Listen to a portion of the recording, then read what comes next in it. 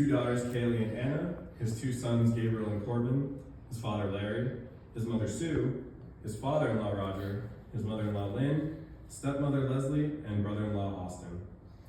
Other distinguished guests in attendance today include Colonel Susan Myers, Chief of Command and Control, U.S. Spacecom,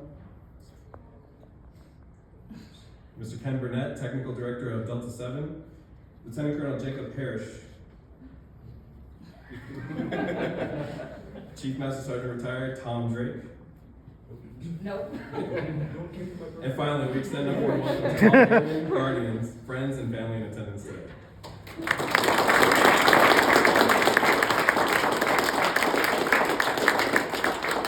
It is my great honor to introduce Chief of Force Management Division, Space Operations Command, Intelligence Directorate, Major Ken Moak.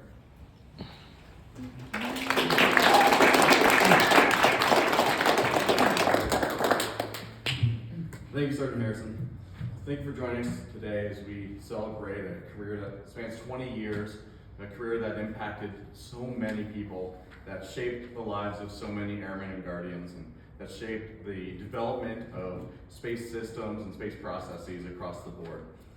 Now, looking over at Ken, it's hard to believe that he's had a 20-year career since he still looks like he's in high school. I mean, even the chaplain had come over here earlier today. He's like, "You can't be retired." That's a compliment, Dash. And we've joked a lot about, Ken being stop loss because of how crucial his talents are. But it looks like he's finally managed to squeak out of the service here. I want to give a brief story of Pishke's career. So this all goes back to Virginia. So Ken was born in a log cabin that he built himself. He used to walk to school through 2 feet of snow, uphill both ways. He wanted the kids to hear that part, right? So, let's fast forward a bit to 8th grade. And so he's in Colorado Springs, and this is where he meets the future love of his life. And so Katrina and he went to school together, middle school together, high school together. It definitely was not love at first sight. It was knowing Pishke, it was more annoyance at first sight. But eventually they got over that, and junior year of high school, they actually became friends, and then started dating in their senior year of high school.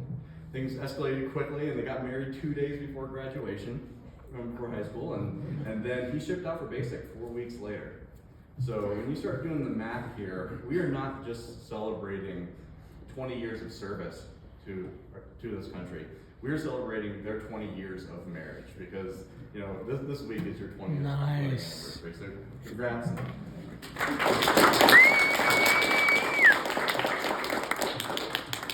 God bless, I don't know how you did it. Thank you for serving as a military spouse for 20 years now, through the ups and downs, through all the tumultuous times that the military can throw at you, and even more so, patience is a virtue.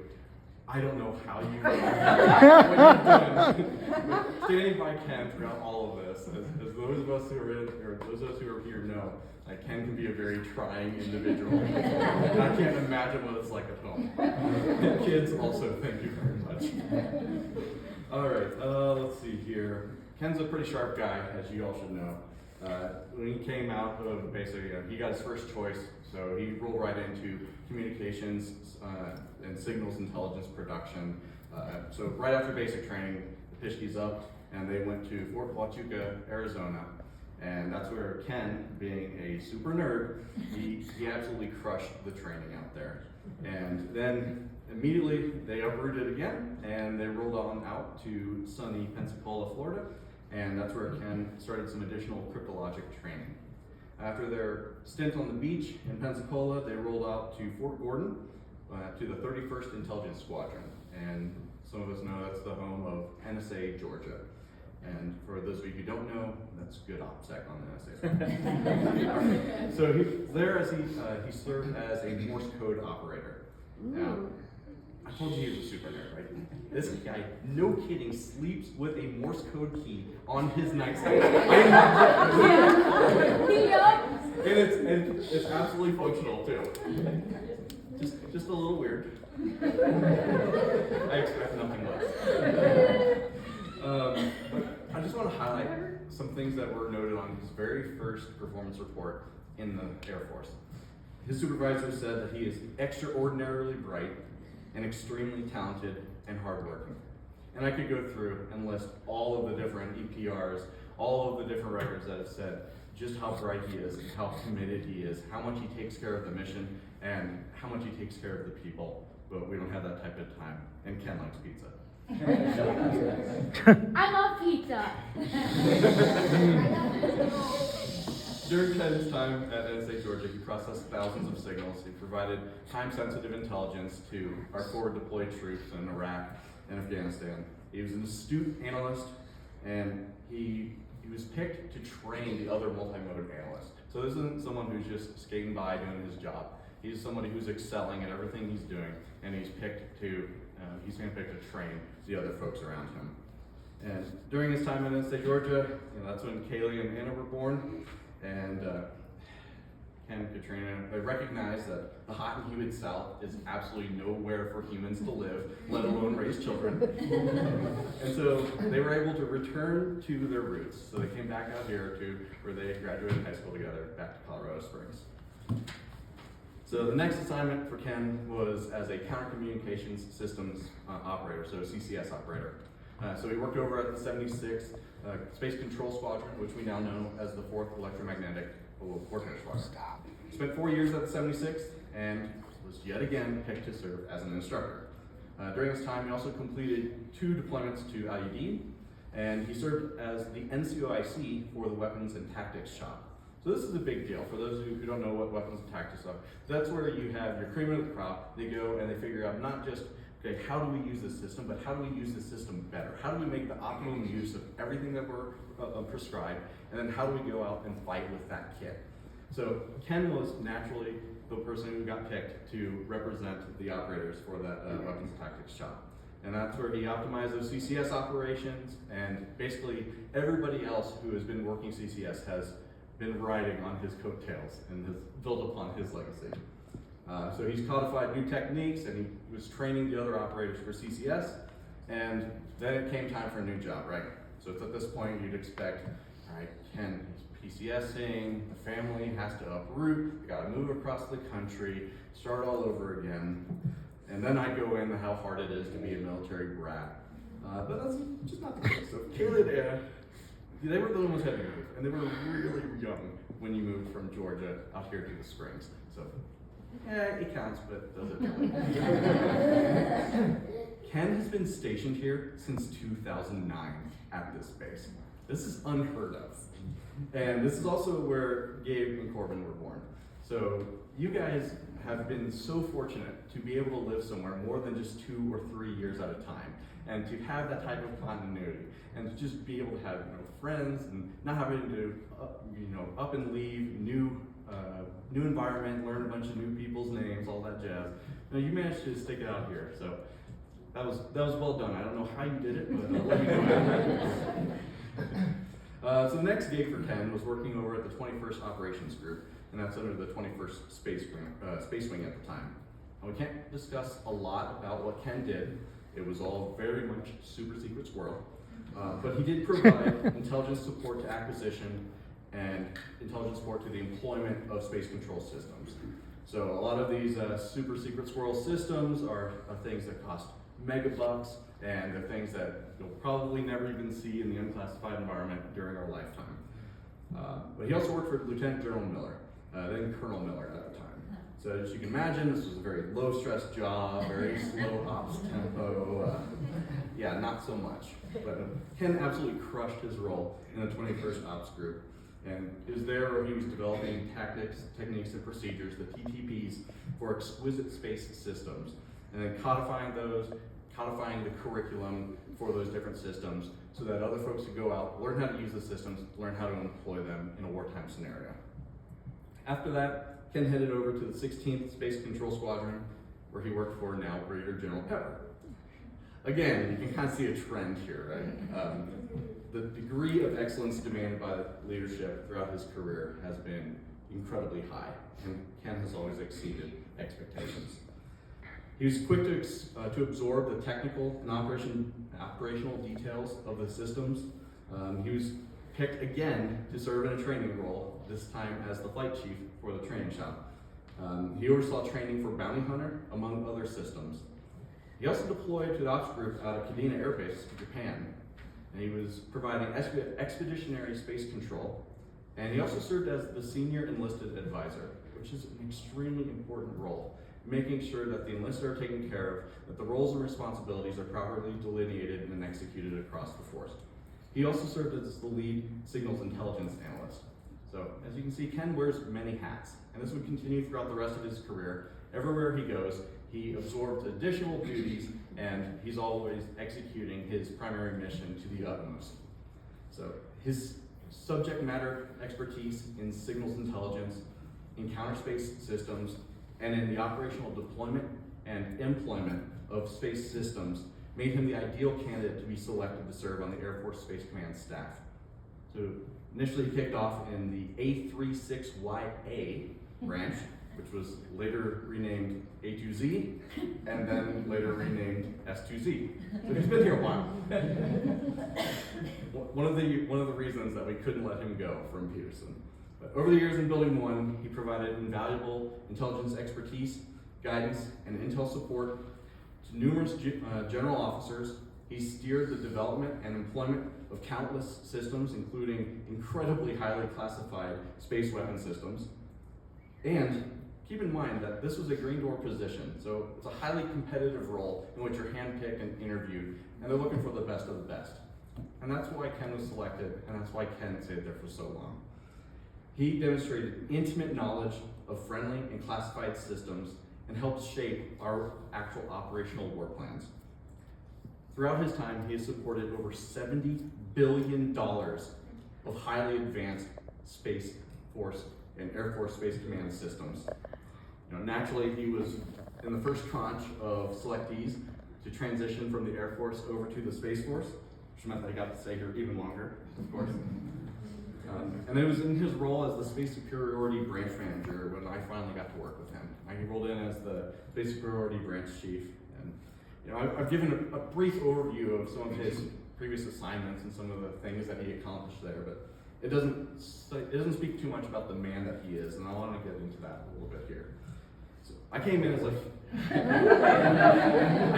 a fresh-faced transferee. I had no idea what to do in the space world. I had no prior space experience, and I had no clue what this green door job that I was rolling into entailed. But fortunately, Ken was there to pick me up and get me set on the right path. He ensured that I and the entire rest of the team upstairs in S2Z and the SSB, Space Superiority Branch, were always postured for success, and we had everything that we needed, every tool and every bit of information to succeed. The only real issue was that there were too many Kens. He and I sat right next to each other. So every time Ron Henderson would be like, "Hey Ken, I need you to do this," we'd both be like, "Oh yeah, yes sir." And we're scrambling away. We're like, "Wait, are you doing this?" It was like that Spider-Man meme. We're like, and then you add in Bama Burnett also being a Ken. So It's just like, which Ken? exactly. So you can see how confusing it is when someone just starts an email with salutation. "Hey Ken, can you do this?" Yeah. Quite a little bit of deconfliction there.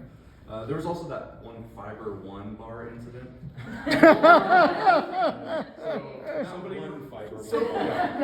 No, it's one incident. Somebody brought in a box of Fiber One bars, like little chocolate bars, and Ken looks over that. He's like, "Wow, that's awesome! Lots of free candy bars." He proceeds to eat 5 of them. And I'm smelling weird smells that I've never smelled before. I'm looking over my shoulder, I'm hearing weird noises, and Ken is sitting there basically levitating off the He's passing so much gas, everybody's running out of the office. and then you'd think that would be his lesson. You'd think that would be his lesson, but no, he then proceeds to take the rest of the box home. So guys, I am so sorry for whatever transpired in the Fishke household. It's not our fault, it's absolutely his. But just want to give a little more insight into the caliber of the man and the senior NCO that Ken is. It was my first week, and I forgot my CAC at work. So I left my ID card in my CAC reader in the office, and I'm scrambling, I can't find it, and I call the office, and I'm like, "Hey, Master Sergeant Pishke, did I leave my ID card there?" He's like, looks like we're getting free breakfast burritos. And I'm like, what? He says, oh yeah, so right outside the North Gate, there's a little Mexican joint, so breakfast burritos, and here's the order. And so he's like, I'll meet you out with the order and with the cat out in that parking lot. So he walks out of the building, he gives me my cat, and I'm like, oh, thank God, I can finally go into work. And I was stressing hardcore at this point, right? It was my first week. I had a meeting scheduled for that morning that I was already going to be late to prep for. And Ken's like, okay, here's the order. Have a good one. And he just hands it to me and walks back into the building. And I'm like, okay, this isn't as bad as you think it is. So I roll in. There's only one guy in line in front of me. I'm like, all right, sweet. I'll get this stuff, get it back up to Ken and the team. No, the guy in front of me orders 30 breakfast burritos. So I'm standing there for an hour. I don't have a phone, I don't have anything on me. I just have a lot of building resentment. Then I finally roll in, and yeah, I absolutely missed my meeting, but it was my first lesson in Ken likes to play jokes. Ken is a little bit of a prankster, and it was the start of a very good working relationship. Let's see here. In processing and mission familiarization, he guided me through all of that. I didn't even have a sponsor when I rolled into the unit. Ken took over that. He made sure that I was squared away. He takes care of people. It's what he does. He makes sure that everybody has everything that they need to succeed. And he's one of those behind the scenes workers who, like, you don't even know how much he's setting you up for success. He is able to convey concepts in layman's terms that are just incredibly complex. And then he can delve deeply into the rigorous details and nitnoid processes and components of systems.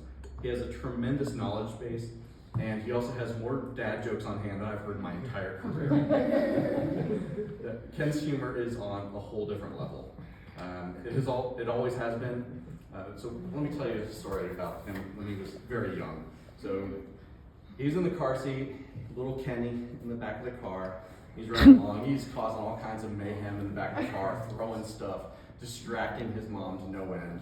And then his mom, she's swerving all over, trying to get him under control, trying not to crash into something, and gets pulled over, right?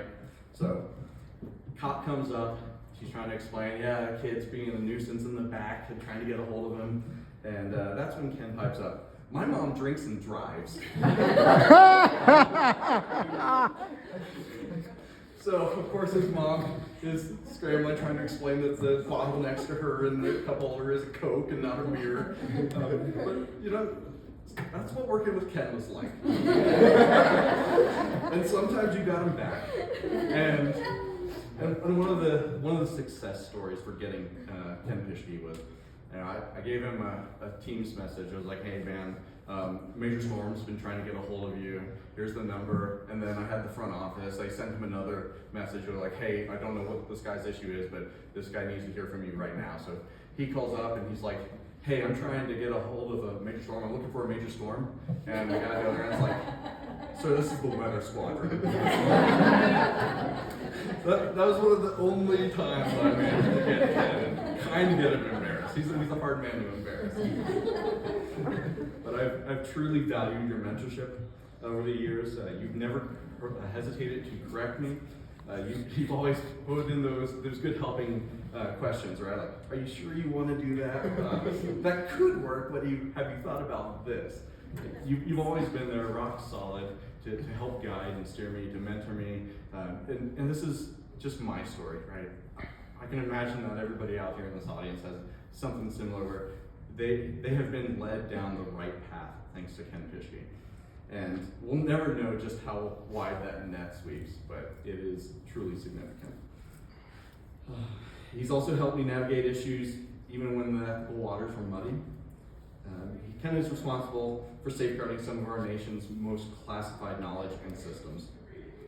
He's been quick to identify and rectify potential security incidents, and he has held folks across the enterprise to the absolute highest standard for maintaining the secrecy of what it is that we do. Thank you for keeping us out of jail. I appreciate it. I don't know PCS will never. So, by the way, Ken is also very sneaky, if you didn't know. I mean, even when he was a kid, he was running from the cops. So he once ran from the cops in his car, and then in the middle of the night, pulls into a driveway, turns off all the lights, and like, leans the seat back down, and then the cop just drives right on by. But here's the thing. Ken will always tell the truth when he gets caught. He will always admit to, yeah, I maybe shouldn't have done that when he gets caught. Some of you might know the S2C mood lighting that we have upstairs. So we have some nice light bars on the cabinets, and then you turn them on. You don't have the LEDs blaring down on you. Yeah, they were tactically procured by one Kenneth Pischke from across Building 1 during the Min-Mang time over Christmas a couple of years ago. So thank you very much, Ken, for that. Your legacy is definitely in that room. Let's see. And safety is certainly not one of Ken's strong suits. Nope. Nope. Master Sergeant Ken Pischke is the reason that we have DAF-mandated safety briefings. Whether it was hitting his family with nunchucks, or kicking boards, breaking them, and having shards fly into his wife's face at Taekwondo, or poking holes in the wall with a cue stick in his basement. Ken is always on the verge of damaging someone or something, and that includes himself. So he's been walking around for a long time on crutches, and he's got a tiny little chicken leg that hasn't quite gotten to size. But he's healing, he'll be back to normal soon. But this also includes government equipment. The man is so strong and clumsy, he once broke the handle off of the GSA safe in the S2C vault upstairs.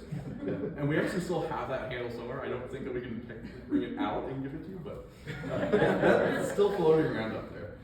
Also, when Ron Henderson fell on his bicycle on an icy trail under an overpass, we all immediately thought, what did Pischke do? And we all assumed that in some way, shape, or form he was connected to this. And you can imagine our confusion and outright fear when he said that he was buying a motorcycle. And then he bought another one. And you know what? When he bought that other motorcycle, you know what he did? He rode it home in a blizzard in Colorado. I'm surprised. Again, safety briefings. Another fun fact about motorcycles. So he decided he didn't want the Ninja anymore, so he was going to sell this motorcycle. He goes, fills it up, he's going to move the pieces aside, and he keeps filling to the point that that cup, it overfloweth. He completely doused himself and the motorcycle in gasoline. And then he has to show up and tell the buyer, like, hey, it normally doesn't smell like this. I am so glad you don't smoke. But really, Ken is one of the most generous people that I know. Taking care of coworkers, like that is something that he just excels at. He does naturally, and everybody acknowledges how big of a presence you are in the office and how much you take care of the folks around you.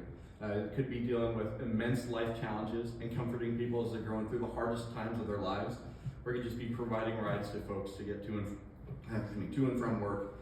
It could be watching folks' pets, like Mary's just this last week. He's always there. It doesn't matter. You know, you ask him for something, if it's within his power to do it, he's going to do it. He's going to help out. He always steps up. He always takes care of people. I'm sure some of those people occasionally get a little bit injured, but that's the cost of doing business with Ken Pischke. In all seriousness, the way he takes care of people, though, that is something that truly defines Ken. And I am so glad that I was able to work with you for so long. It has truly been an honor to serve alongside you, to learn from you, and to share some of the highs and the lows. Your service to our nation has touched countless lives, has improved and fine-tuned operations across the Space Force, the Air Force, and the joint community.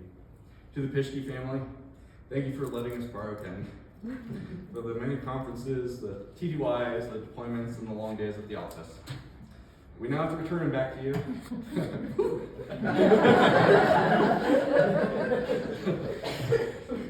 But know that his contributions are forever etched in constellations of satellites, signals, intelligence architectures, and operational plans. All right, brother, let's do this.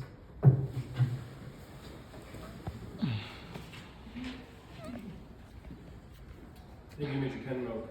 Please stand for the presentation of the Meritorious Service Medal. Oh, sure. Attention to orders.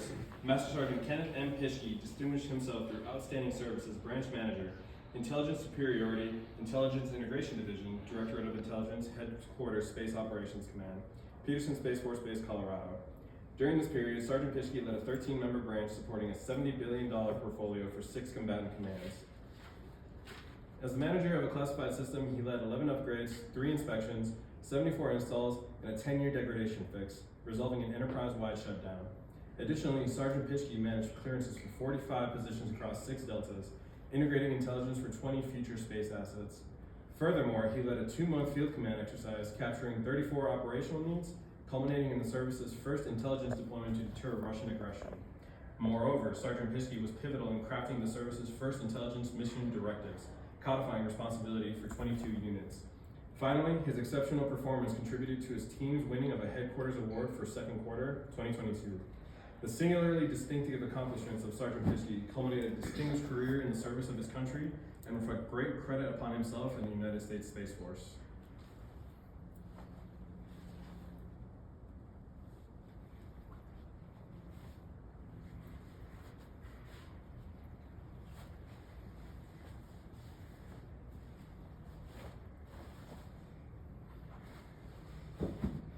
Please remain standing for the reading of the retirement orders.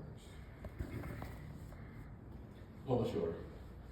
Attention to orders. Special Order Alpha Charlie 008503, effective 30 June 2024. You are relieved from active duty, organization, and station of assignment. Retired effective 1 July 2024 per AFI 363203 in the grade of Master Sergeant. Woo!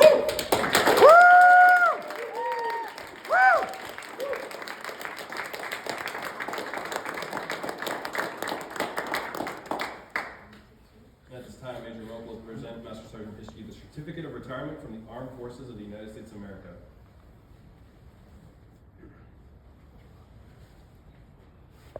Which reads, to all who shall see these presents, greetings.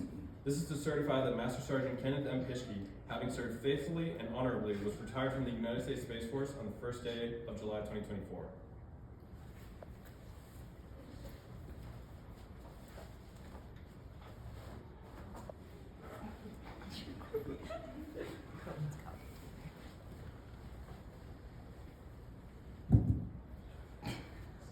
Major Moak will also present Master Sergeant Pischke a certificate of appreciation from the Chief Master Sergeant of the Space Force, which reads,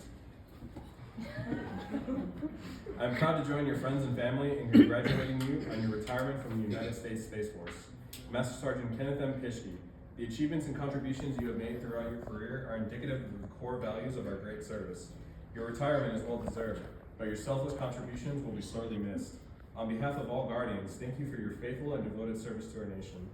As this chapter in your life closes and a new one begins, I hope the years ahead are filled with more great memories and continued success.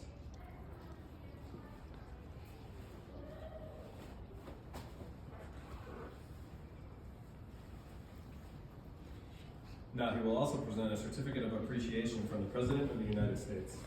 Hand delivered.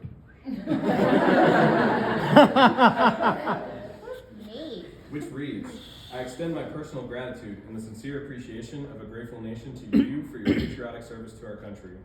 Your bravery and dedication in our armed forces helped protect your fellow Americans during a critical moment in our history and contributed to a world of greater security and growing prosperity. Your devotion to duty, honor, and country, in keeping with the long traditions of the finest military in the world, embodied the American ideal of selfless service. Our nation owes you an incredible debt. Your commitment and the example you set will inspire future generations to serve with pride and to keep our country secure. You represent the best of our nation, and I join our fellow Americans in saluting your honorable service. I wish you happiness and success in your next chapter.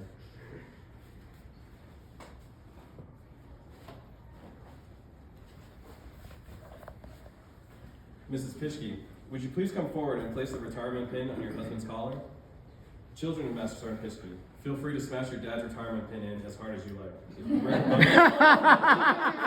you get $20.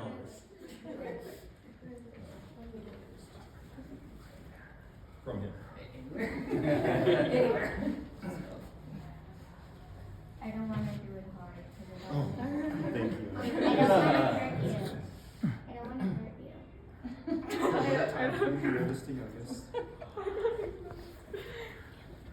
And we'll rambunctious. He's hammering We it. got the EMT back there. You didn't do it. Thank you, Pischke family. So soft and gentle. Major Moak will also now present Mrs. Pischke with a certificate of appreciation from the Chief Master Sergeant of the Space Force.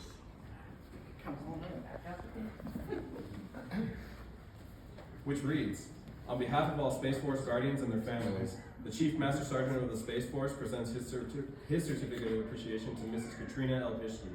I join your spouse, family, and friends in thanking you for the numerous contributions and sacrifices you've made in support of our United States Space Force. Your dedication gave strength and purpose to your spouse's service in defense of our nation.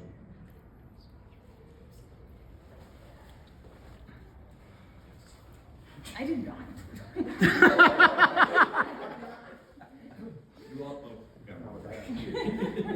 We'll also now present Mrs. Pischke with a certificate of appreciation. It's not one, it's two. Which reads, in grateful appreciation, the United States Space Force presents this certificate of recognition to Mrs. Katrina L. Pischke for the commitment and numerous contributions that made positive impacts to the nation's defense. Thank you for the support which gave strength and purpose to your spouse's service. Thank you, ma'am. You may-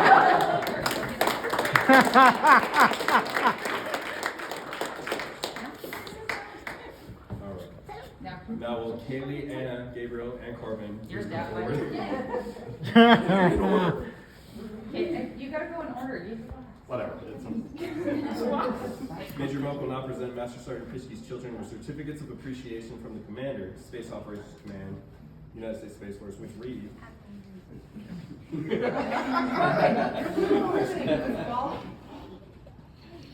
This is to certify that Kaylee Pischke, Anna M. Pischke, Gabriel I. Pischke, and Corbin J. Pischke, on the occasion of the retirement of their father, Master Sergeant Kenneth M. Pischke from active duty, with the United States Space Force, have earned grateful appreciation for their unselfish and devoted service. Their unfailing support and understanding of their father's commitment helped make possible his lasting contribution to the nation. Thank you.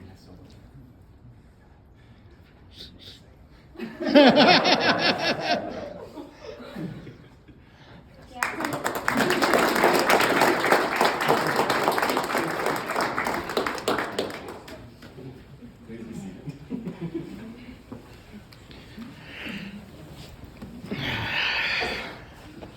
At this time, the High Frontier Honor Guard will perform a flag holding ceremony.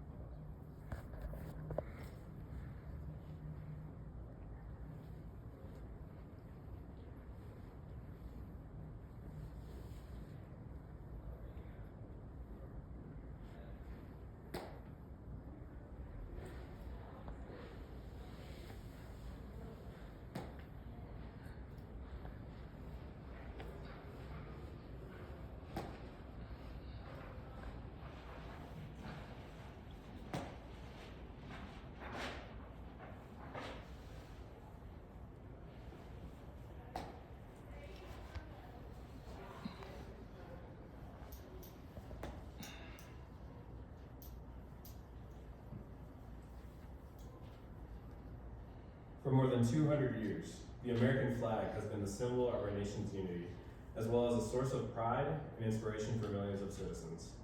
Born on June 14, 1777, the Second Continental Congress determined that the flag of the United States be 13 stripes, alternating between 7 red and 6 white, and that the Union be 13 stars, white in a blue field representing a new constellation. Between 1777 and 1960, the shape and design of the flag evolved into the flag presented before you today. The 13 horizontal stripes represent the original 13 colonies, while the stars represent the 50 states of the Union. The colors of the flag are symbolic as well. Red symbolizes hardiness and valor, white signifies purity and innocence, and blue represents vigilance, perseverance, and justice. Traditionally, a symbol of liberty, the American flag has carried the message of freedom and inspired Americans both at home and abroad. In 1814, Francis Scott Key was so moved at seeing the stars and stripes waving after the British shelling of Baltimore's Fort McHenry that he wrote the words to the Star-Spangled Banner. In 1892, the flag inspired Francis Bellamy to write the Pledge of Allegiance, our most famous flag salute and patriotic oath. In July 1969, the American flag was flown in space when Neil Armstrong planted it on the surface of the moon. Today, our flag flies on constellations of Space Force satellites that circle our globe, and on the fin flash of our aircraft in harm's way in every corner of the world. Indeed, it flies in the heart of every airman and guardian who serves our great nation. The sun never sets on our United States Air Force and Space Force, nor on the flag we so proudly cherish. Since 1776, no generation of Americans has been spared the responsibility of defending freedom. Today's airmen and guardians remain committed to preserving the freedom that others won for us, for generations to come.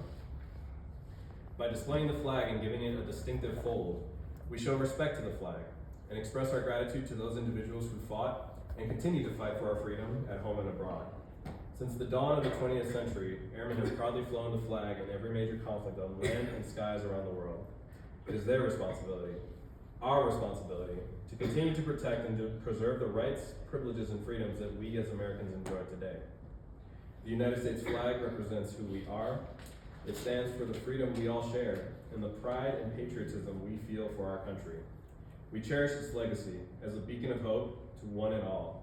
Long may it live.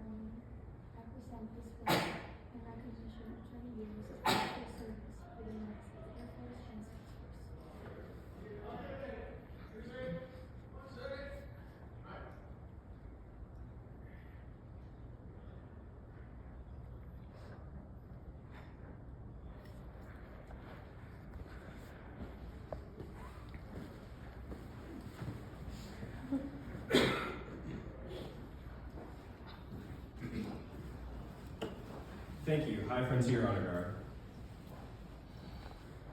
Major Moak will now present Master Sergeant Ishii with his shadow box. But first, a brief explanation.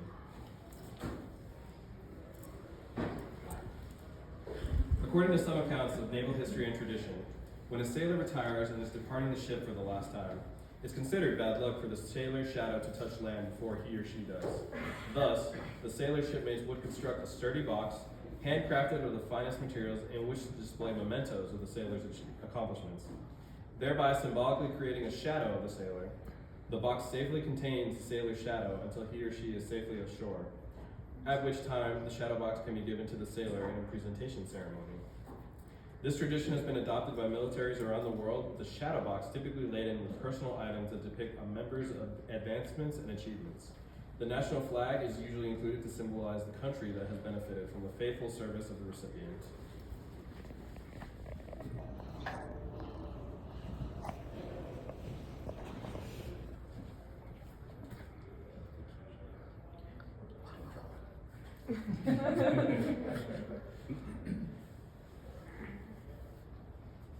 I know you're gonna do it. Just do it.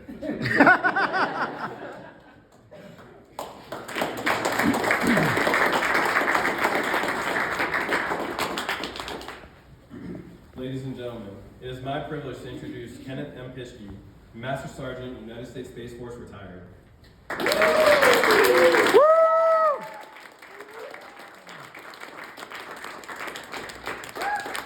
Well, thanks everybody for coming. I don't need the microphone, do I? You guys can. It's not. Oh, we can hear you. Sorry. But yeah, thanks everybody for coming. I really appreciate it. This 20 years has flown by so fast. I remember just envying people who were up here before getting retired, and now that the time has passed, I'm like, man, I kind of want to keep going. But yeah, I don't know if they do. No, it's the Air Force and Space Force have been so good to me. I would recommend it to absolutely anybody. And I just want to thank everybody, for coming, for supporting me, my family, especially my wife and kids who have put up with me a lot. And thank you for your continued love and support. I wouldn't be here where I am today without you. And above all, thank you for your forgiveness for when I missed the mark as a husband and a father. So. You're not supposed to list things out. Yeah. But yeah. So I'm not very good at speaking from the heart. I'm better at speaking from the stomach. So That's true. Back there. That's so And, true. So yeah. This is. This concludes today's ceremony. Please stand for the departure of the official party and enjoy Master Sergeant Pischke, retired, and his family for a reception and some pizza.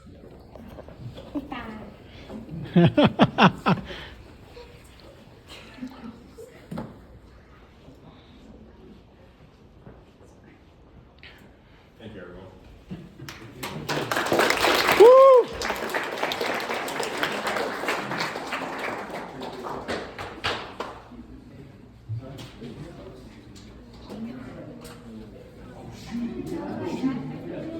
Oh, everybody, before we forgot, I'm so sorry. Official party returning! Yay!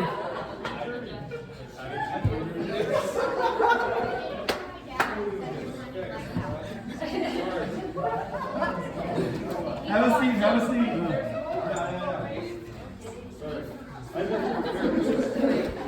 This was so unexpected. Yeah, I figured. I totally forgot about that. Okay, so, my beautiful wife, could you join me up here? All right, so, speaking of the military, we have a lot of us have long careers where we get these medals and everything, but the spouses never get a medal. And God knows she's worked harder than I have. True. So, this is for you. A spouse, for your unconditional love, support, and sacrifice. And it probably should say in there forgiveness too. But this is for you. Love you.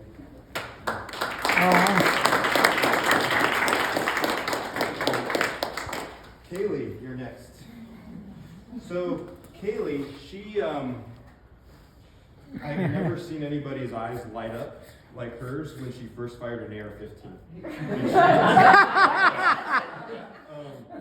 So she's always loved guns, but when she fired the AR, especially because the AR trigger mechanism was malfunctioning, so it was actually it was closer to fully automatic, and she was like, oh my gosh, this is amazing. I eventually did fix it after we had a lot of fun with it. So I got this for her to remember our days at the range. Or out in the mountains when we're shooting and stuff. So this is a 1-to-3 scale model of an AR-15. You can cycle the bolt and everything just like a real rifle, and you know these aren't real rounds. So. Like dang. So but yeah, you can cycle the charging handle and everything. So.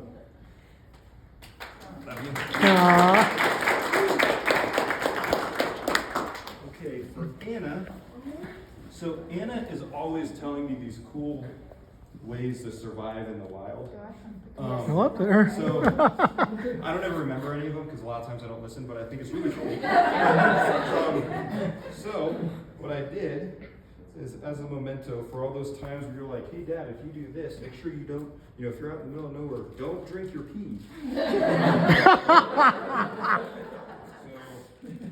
I got her this. It's a U.S. Space Force knife, pocket knife.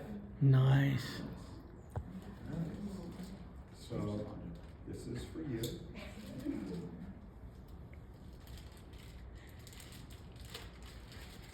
For all the times that you could have saved my life but never did.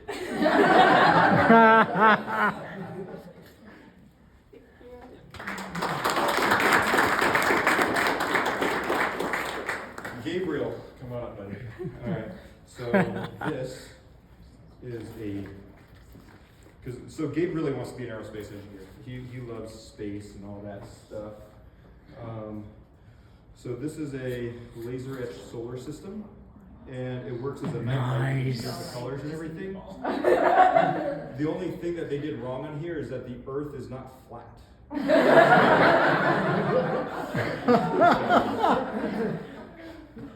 That said, no, if you believe me that the Earth should be flat, you really shouldn't be in Earth. Oh, good. Okay. That goes back in some way. Here you go.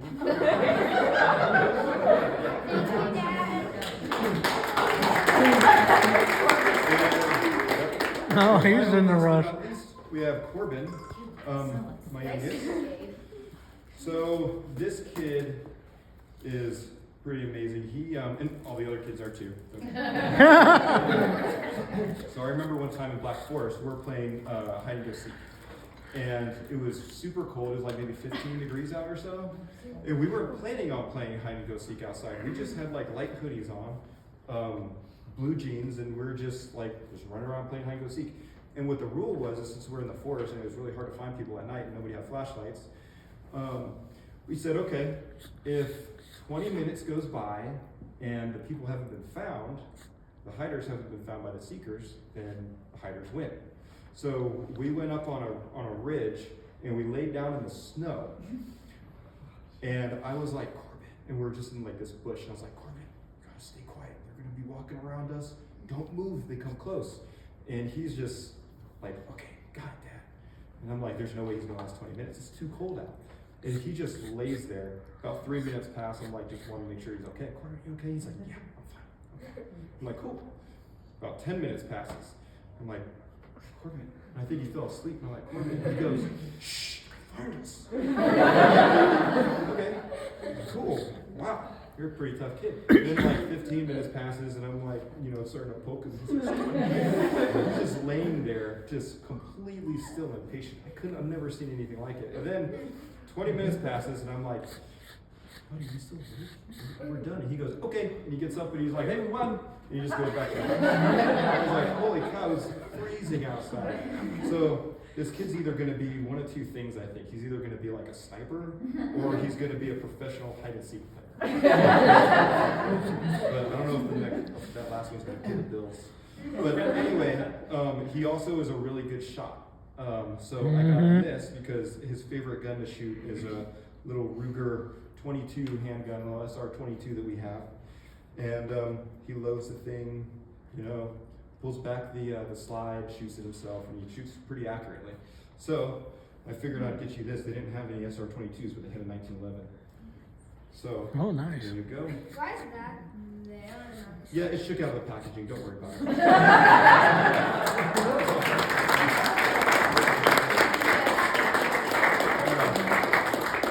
Now we got pizza. So sorry about that. That was a little not in the traditional order of everything. Thank you, everybody. Please have pizza.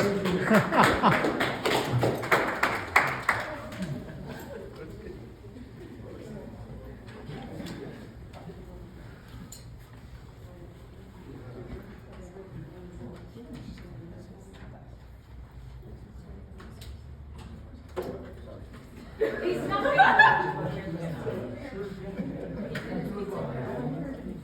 Oh, okay. Would you guys be able to do a group picture with me real quick? You don't mind? You want to do a group picture? Who's everybody? Everybody. Everybody. Just the uniforms. Okay. And then that's Just the uniform. Okay. We'll go right here. Look at that, Marco's in that. Corbin has pizza. Yeah. Sick.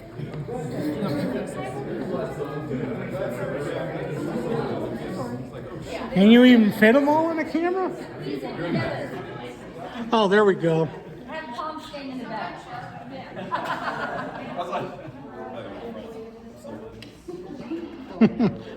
Thank you.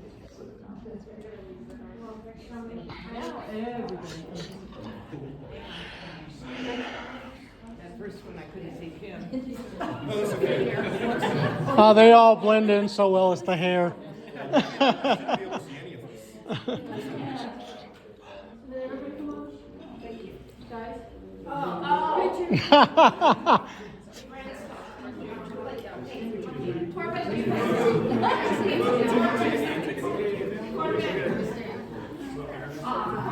Dad said pizza, he was gone. Mary, you can get in here. Your person not a contractor anymore.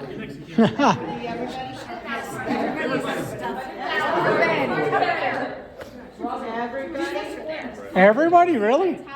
Well, we're gonna make 3 of us. Oh, good.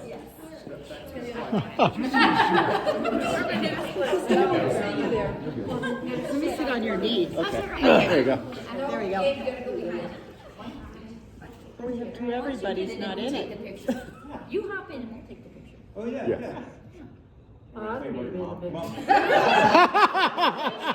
You're responsible for this. Yeah. It's my fault. This is your fault. Okay. 1, 2, 3. There we go. Okay, I took several. All right, there you go. Oh, good. Let's get into it.